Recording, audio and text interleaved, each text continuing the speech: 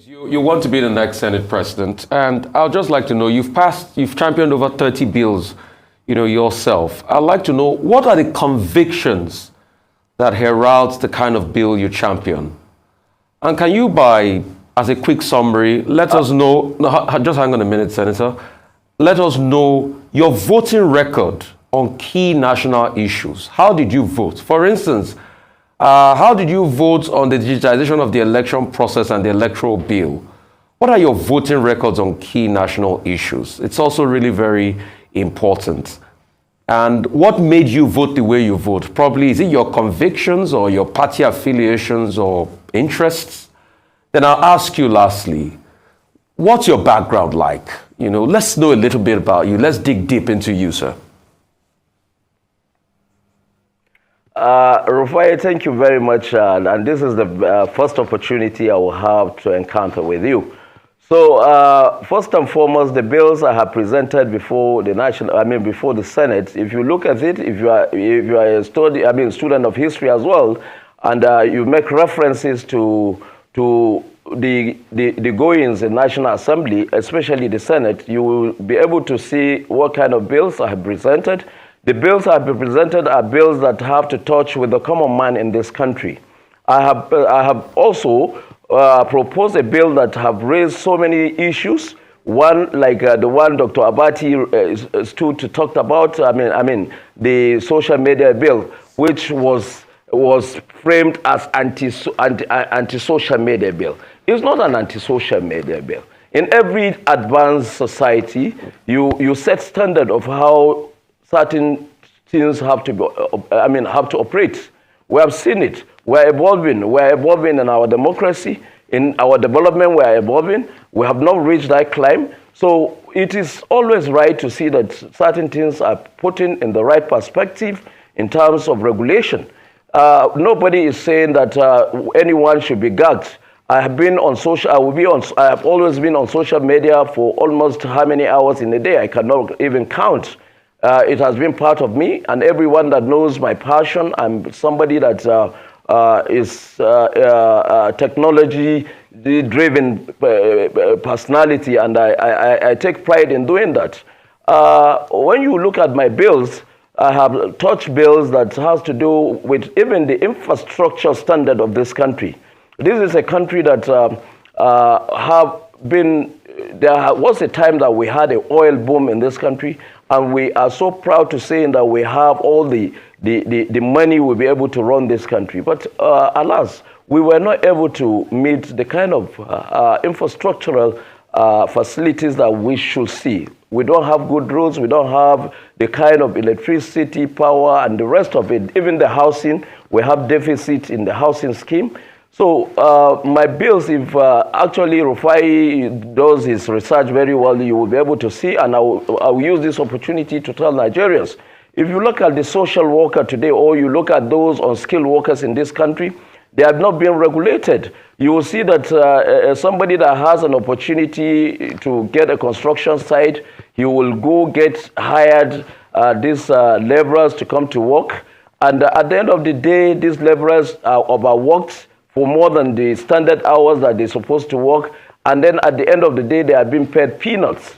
And I felt it's wrong in a country like this, whereby the unskilled level, those unskilled employees you see, constitute majority of the productive sector, the productive level in this country. So I proposed a bill in that area whereby I call for the regulation of employees in the unskilled sector.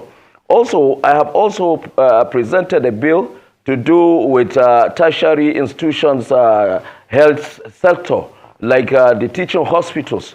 Today, those days, when you look at University of Ibadan, you look at University of Ibadan Teaching Hospital, you look at the Enugu, that's University of Nigerian Teaching Hospital. These are classes of health institutions that have been reckoned. They have been known all over the world. But today, you will see that lack of funding have crippled them. We have a TED fund. TED fund is not giving any support in terms of resources for these institutions to even conduct researches and then put those kind of equipment that we need to be able to advance our health sector. So I presented a bill, and that bill was passed and has been presented before Mr. President for assent. So if you look at also... Okay, real quickly, Senator, because of time. So, I mean, you've answered about your bill. I want you to answer, how have you voted in very specific issues of national importance? You know, how have you voted in the Senate? That's one. Then two, tell us a little bit about your background. Let's just, know your antecedents. Quickly, sir. Okay, you asked 3 questions. I've answered one. So I'm going to the second one. How did I voted during the Electoral Act debate? I think I'm one person that have also contributed so much to some of the clauses you can see in the Electoral Act during our debating sessions. And I will tell you that without any fear of contradiction, I voted in where my party representatives voted, because I came to the National Assembly with the interest of my people, and my people asked me to vote where I voted. And where did I vote? I voted that, yes, there should be transmission of results, but we should also look at how the spread is. Is Nigeria covered? Is Nigeria covered? Let's even talk about 90%. Is there a coverage of 90%? Because I have a constituency that is close to the Federal Capital Territory. Is close, is also at the middle or center of this country. But yet, I have so many wards in my constituencies that are not connected to any of the telecoms. So in that case, since I'm representing them, I have a voice to present before any debate in the National Assembly. And the reason why we did that was to make sure that we did the right thing and give the kind of climate that will be able to give us the best out of what we have done. And if you look at the Electoral Act today, I can tell you it's better. The elections that we are having in this country today is much far better than what we used to be, what we used to see, where people would carry ballot papers and stuff them in. But today, go and stuff ballot paper in your ballot box. The moment it does not go with what the beavers will give you in terms of accreditation and verification, it's going to result in you having 0 at that polling unit. And I can tell you that without any fear or mixed contradiction to what I'm going to say, Electoral Act, as amended 2022, have done very well for this country in our electoral processes. Today, you can see that every Nigerian goes to the poll. And those that go into the poll, if they present themselves for accreditation and verification, if they have been accredited and verified, yes, then the sanctity of that vote can be counted. Well, so I've done well. And when you're talking about who I am, if you are talking about who I am, yes, I am a student of history as well, because I try to guide myself about precedents. I guide myself about those things that will take me to where I want to be. I am a graduate of Ahmadu Bello University, Zaria. I graduated between 1989-90. I served in Port Harcourt from 1990 to 1991. And after then, I ventured into business. I was in El Petroleum Nigeria Limited. I was at the procurement department where I served, and I also had a stint there. I stayed there as a contract staff, but decided on my own to leave.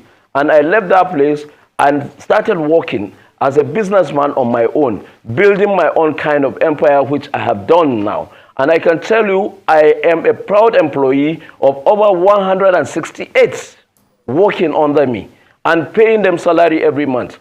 That does not stop me from going to aspire for a position, of which I resigned my appointment in the company I have set. I resigned my appointment and venture into politics.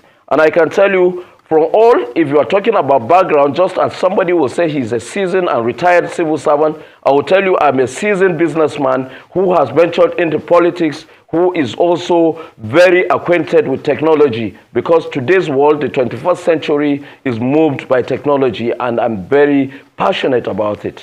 Well, Senator Musa, I listened to you saying it doesn't matter if you are from the same place with the APC chairman. But the big elephant in the room is religion. Many have said that if you were to emerge as a Senate president, it will mean that the president is Muslim, the vice president will be Muslim, the Senate president will be Muslim. And Christians are saying, that's too much in a multi-religious country. Or you don't think that that's an issue? For the exigencies of our time, looking at the volatile situation of this of what has generated the Muslim ticket in this country, I am one person that believes in the secularity of Nigeria. I'm one person that believes that for every reason, there should be give and take in this country. We have lived with both Christians, Muslims. Some of us have relatives that are still Christians and they are still Muslims. We have lived in a society where there's intermarriage. We have lived for so long. Our forefathers have envisaged a country where we will all live together. I will not have any problem. I will not have any problem to see a qualified, competent personality like me in the Senate who has also presented himself for the office of the Senate presidency and asking me to please drop my ambition for him. I will do it. There is the position of Deputy Senate President, which of course is also a presiding office in the National Assembly. I will be willing to do it if it is going to be best for the best interest of Nigerians. It is going to be for the best interest of the zone I'm going to represent. It is going to be for the best interest of my state and my senatorial districts. There is no commitment and there's no sacrifice that is too much to do in order to give the unity this country deserves. And that is me, and that is my ambition. All right, thank you very much, Senator Mohammed Sani Musa, for your time this morning. We wish you all the best.